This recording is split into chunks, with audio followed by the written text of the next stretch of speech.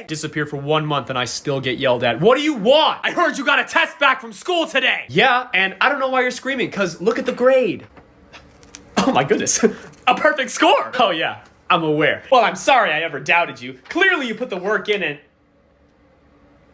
Why didn't you do the extra credit? Oh yeah, I forgot to check that. I mean, it's okay, because I didn't really need... So you didn't feel the need to go the extra mile? I'm already at my destination! Why would I want to go further? I did not raise my son to settle for mediocrity! I literally got a 100! Since when is perfection mediocre? Simon, when I was your age, a 100 was basically considered failing. Anything below that, my mother would have kicked me out of the house! Are you trying to evict your own son? You know what? I'm getting your father! Honey. Literally took a month off and we're still screaming. Exactly. Our son didn't do the extra credit on his test. Let me see that.